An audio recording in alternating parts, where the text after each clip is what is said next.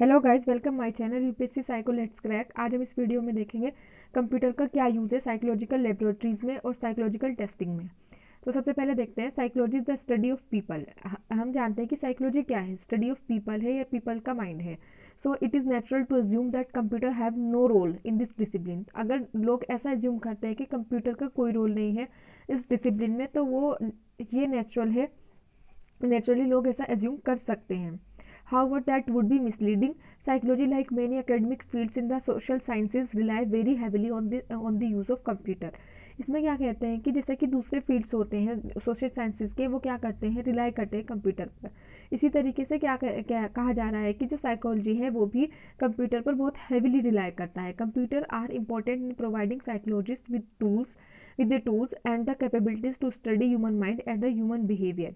ये क्या कहता है कि जो साइकोलॉजी है, जो कंप्यूटर है, वो क्या करता है, वो प्रोवाइड करता है साइकोलॉजिस्ट को एक टूल जिससे वो क्या कर सकते हैं, ह्यूमन के माइंड को, जो ह्यूमन का जो बिहेवियर है उस उनकी कैपेबिलिटीज़ को क्या कर सकते हैं, वो स्टडी कर सकते हैं। ठीक है, ये क्या प्रोवाइड करता है, एक टूल प्रोवाइड करता है। कंप्यूटर एक टूल की तरह है साइकोलॉजिस्ट के लिए। They are necessary to expand psychological research and are present in almost all aspect in psychological practices. ये क्या करता है, साइकोलॉजिकल रिसर्च को एक्सपेंड करता है और साइकोलॉजिकल प्रैक्टिस को भी और जो आज के टाइम में साइकोलॉजिकल टेस्टिंग हो रही है, ये प्रैक्टिस हो रही है, उसको क्या करता है, ये उसको एक्सपेंड करता है। Brain computer interface. Brain computer interface क्या होती है, जैसा कि हम जानते हैं कि ब्रेन ब्रेन क्या है, brain is the part of human biology. और कंप्यूटर क्या है, कंप्यूटर इज एन मशीन। जब इन दोनों के इंटरफेस की बात की जाती है तो मतलब क्या हो रहा है कि वहाँ पर कंप्यूटर का एप्लीकेशन सामने आ रहा है। तो वो कैसे किया जाता है कि जिसमें क्या होगा, ब्रेन को कंप्यूटर के थ्रू हम क्या कर पाएंगे, रीड कर पाएंगे, उसको बोलते हैं brain computer interface. A brain computer interface, sometimes called a direct neural interface or brain machine interface, is a direct communication pathway between brain and the external device. ये क्या कहता है, किसी एक एक्सटर्नल डिवाइस और ब्रेन के द्वारा किसी एक बाहरी डिवाइस के द्वारा ब्रेन का क्या किया जाएगा, ब्रेन को रीड किया जाएगा। BCI are often aimed at assisting augmenting और रिपेयरिंग ह्यूमन कॉग्निटिव और सेंसरी मोटर फंक्शन। ये क्या करता है, इसका मेन उद्देश्य क्या है, इसका मेन उद्देश्य यह है कि जो भी सेंसरी मोटर फंक्शंस होते हैं या फिर ह्यूमन कॉग्निशन से रिलेटेड किसी तरीके की इम्पेयरमेंट होती है, उसको क्या किया जाए, रिपेयर किया जाए। उसको रिपेयर करने के साथ साथ क्या होगा, ह्यूमन माइंड की जो कैपेबिलिटी, जिसमें वो जिनको जो क्या हो गए हैं, किसी भी एक फंक्शंस को करने में वो कैपेबल नहीं रहे हैं, तो वहाँ पर क्या किया जाएगा, उनको कैपेबल बनाने की कोशिश की जा रही है ब्रेन कंप्यूटर इंटरफेस के through. BCI versus neuro prosthetic. ये क्या कहता है, neuro prosthetic is an area of neuro science concern with the neural prosthesis using artificial device to replace the functions of impaired nervous system. ये क्या कहता है, जो न्यूरो प्रोस्थेटिक एक एरिया होता है न्यूरो साइंस का, जिसमें वो क्या करते हैं, न्यूरल प्रोस्थेटिक, उसमें क्या करते हैं, वो आर्टिफिशियल डिवाइस से रिप्लेस किया जाता है जो भी इम्पेयर्ड नर्वस सिस्टम है उसको। और ब्रेन रिलेटेड जो भी प्रॉब्लम्स होती हैं, जैसे कि सेंसरी ऑर्गन, इससे रिलेटेड जो भी प्रॉब्लम होती है, वहाँ पर एक आर्टिफिशियल डिवाइस का वहाँ पर यूज़ किया जाता है। The most widely use neuro prosthetic device is Kohler implant. जो बहुत वाइडली यूज़ की जाने वाली जो न्यूरो प्रोस्थेटिक डिवाइस है, उसका नेम क्या है, कोहलर इम्प्लांट है। विच as of 2006 has been implanted in approximately 1 lakh people worldwide। 2006 तक ये जो डिवाइस है लगभग 1 लाख लोगों में इम्प्लांट की जा चुकी है पूरे विश्व भर में। There are also several neuroprosthetic device that aims restore vision including retinal implant.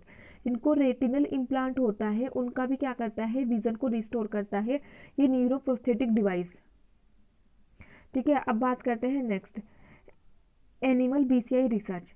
Animal BCI research क्या कहती है, Philip Kennedy and the colleague built the first intracortical brain-computer interface by implanting neurotrophic cone electrode into monkey। इन्होंने क्या किया, जो Philip और Kennedy है और उनके फिलिप कैनेडी और कलीग हैं, उन्होंने क्या किया, एक इंट्राकोर्टिकल ब्रेन कंप्यूटर इंटरफेस बनाया जो उन्होंने किस पर इम्प्लीमेंट किया, मंकीज़ पर इम्प्लीमेंट किया।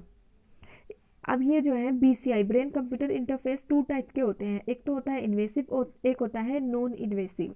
इन्वेसिव क्या होता है? Invasive BCI research has targeted repairing damage site providing by the functionality to the persons with paralyse. जो लोग जिनकी बॉडी पैरालाइज हो चुकी है, जो अपने फंक्शंस खुद करने में कैपेबल नहीं है, तो वो क्या करेंगे कि उनकी साइट को क्या किया जाएगा, उनकी डैमेज साइट को रिपेयर किया जाएगा।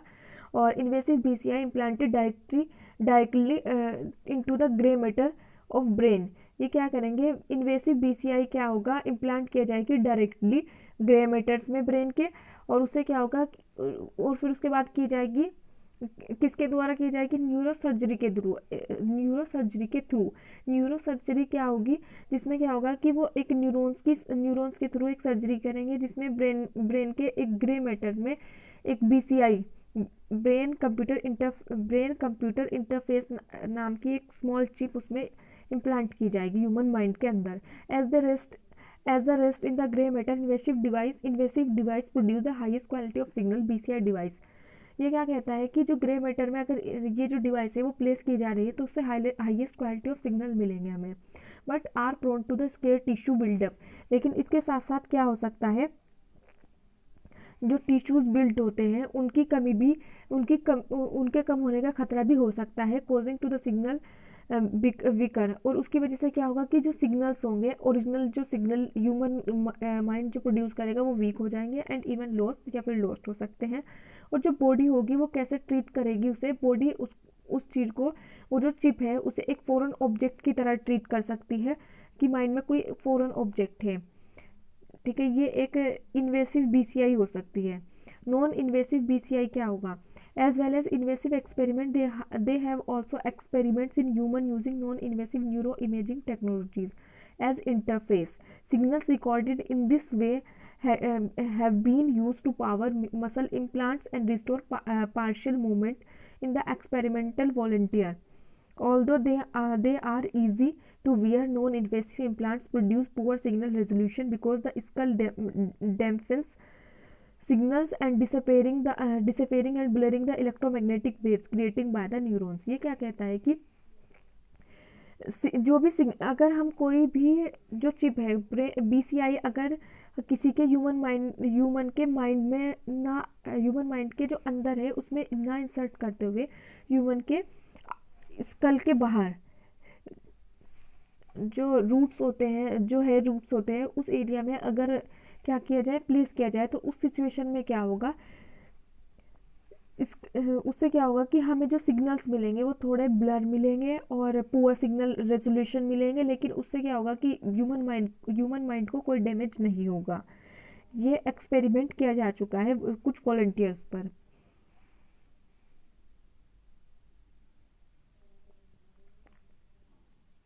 अब नेक्स्ट देखते हैं, नेक्स्ट क्या कहता है, EEG image technique.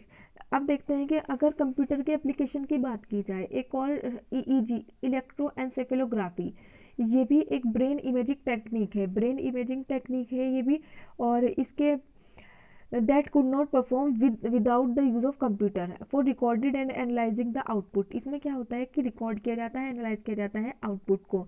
EEG is a technique that is performed on the psychological and the psychiatrist patients to detect any abnormalities related to electrical activity in the brain. Brain cells communicate through the use of electric impulse।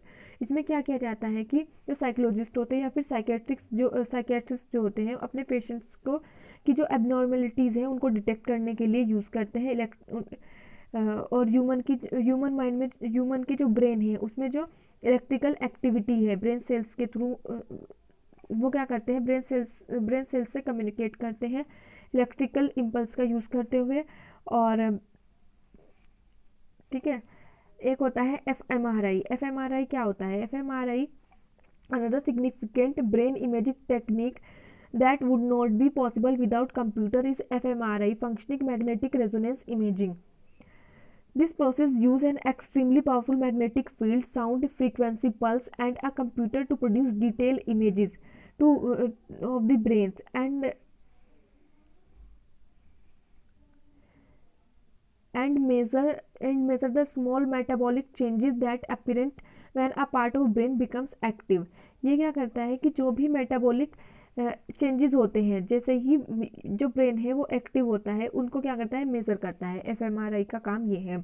FMRI is particularly important to study the psychology because it allows the researchers to match specific parts of the brain to specific cognitive tasks such as reading, memory, and speech. fMRI measurements of the hemodynamic response in real time have also been used to control the robot's arms and with a 7-second delay between thought and movement। ये किस लिए use किया जाता है, इसमें जो है real time response को मेजर किया जाता है, ठीक है, और कंट्रोल किया जाता है। More recently, research developed in the advanced telecommunication research computational neuroscience laboratories in Kyoto, Japan allowed the scientists to reconstruct images directly from the brain and display them on a computer। The article announcing these achievements was cover story of General Neurons of 10 November 2008, while the early results are limited to the black and white images of 10 by 10 square pixels। According to the researcher, further development of the technology may make it possible to achieve color images and even view or record dreams। ये क्या कहता है कि एक new जो है research हुई है, कहाँ पर, क्योटो जापान में एक नई रिसर्च हुई है जिसमें क्या करते हैं वो 10 बाई 10 का एक black and white image produce करते हैं। और अगर अकॉर्डिंग टू रिसर्चर क्या कहते हैं कि जो इसमें जो डेवलपमेंट, अगर टेक्नोलॉजी का और डेवलपमेंट किया जाए तो इसमें हम क्या कर सकते हैं, कलर इमेज लेके आ सकते हैं और हम ड्रीम्स को रिकॉर्ड कर सकते हैं।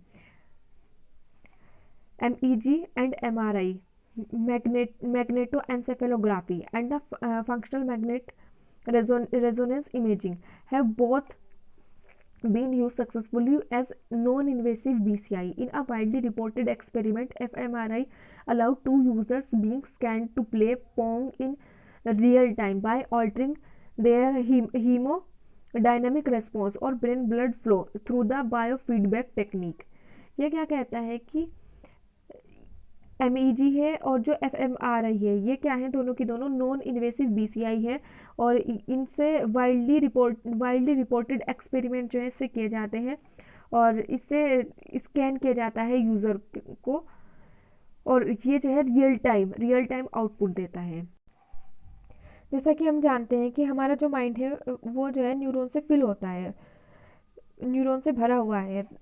इंडिविजुअल और इन न्यूरॉन्स का काम क्या है, इंडिविजुअल जो नर्व सेल होती है वो कनेक्ट होती है एक दूसरे से डेंड्राइट और एक्सॉन के थ्रू। जो डेंड्राइट्स और एक्सॉन ये क्या होते हैं, ये हो गए डेंड्राइट्स और ये हो गए आपके एक्सॉन, ठीक है। Every times we think, move, feel, remember something, our neurons are at work. जब भी हम कुछ सोचते हैं, मूव करते हैं, कुछ भी याद करने की कोशिश करते हैं तो उस टाइम पर क्या करते हैं, उस टाइम पर हमारा जो माइंड है वो हमारा माइंड और जो उसके न्यूरॉन्स हैं वो काम पर लगे होते हैं। Researcher could figure out what signals are sent to the brains by the optic nerve when someone sees the color red। अगर कोई भी व्यक्ति लाल रंग देख रहा है तो उस समय उसके माइंड में क्या सिग्नल सेंड किए जा रहे हैं, तो रिसर्चर उसको फाइंड आउट करने की कोशिश कर रहे हैं।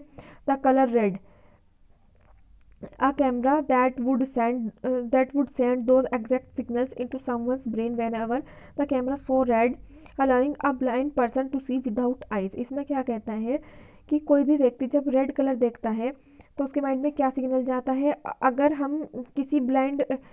हम उन सिग्नल्स को डिटेक्ट कर पाएँ तो बिना किसी ऑप्टिक, जो व्यक्ति जो है क्या कर रहा है कि उसकी ऑप्टिकल नर्व प्रॉपर फंक्शनिंग नहीं कर पा रही है या फिर वो ब्लाइंड है या किसी तरीके का इम्पेयरमेंट है, उसमें इम्पेयर है वो, तो वो क्या उसको हम क्या करेंगे कि उसको रेड कलर दिखा करके उसके माइंड में रेड कलर का सिग्नल भेज करके उसके माइंड में रेड कलर की इमेजिनेशन हम पहुंचा सकते हैं। Scientist can detect those signals, interpret what they mean and use them to direct device of some kind. Scientist क्या कर सकते हैं, सिग्नल्स को डिटेक्ट कर सकते हैं, इनको इंटरप्रेट कर सकते हैं, इनका कुछ मतलब निकाल सकते हैं और इसमें किसी एक डिवाइस के थ्रू उनको सेंड भी कर सकते हैं। The signals are generated by differences in electric potentials carried by ions on the membrane of each neuron। हर एक न्यूरॉन में जो मेम्ब्रेन होता है वो क्या करते हैं, आयंस को कैरी करते हैं और उनमें क्या होता है, एक इलेक्ट्रिक पोटेंशियल डिफरेंस होता है जिसके कारण सिग्नल जनरेट होते हैं। जैसा कि हम जानते हैं कि जो बीसीआई का जो सेटअप है वो बहुत ही कॉम्प्लिकेटेड होता है, देखने में भी उसमें बहुत ज़्यादा वायरिंग होती है।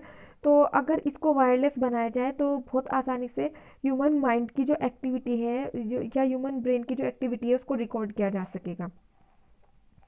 वो किसके लिए हेल्पफुल होगा, वो उन लोगों के लिए हेल्पफुल होगा जो कि डिसेबल्ड पर्सन है, बहुत ही सीवियरली डिसेबल्ड पीपल है, उनकी जो फंक्शनिंग में बहुत हेल्प करेगा ये, और वो जो अपने फंक्शंस हैं वो इंडिपेंडेंटली कर पाएंगे। The equipment is less than portable. ये जो इक्विपमेंट है वो लेस पोर्टेबल है। अगर इनको जो है थोड़ा सा वायरलेस बनाया जाए और इनकी जो कॉस्ट है वो घटाई जाए तो बहुत हेल्पफुल हो सकता है कुछ इम्पेयर पीपल्स के लिए जो किसी तरीके का इम्पेयरमेंट का शिकार हैं।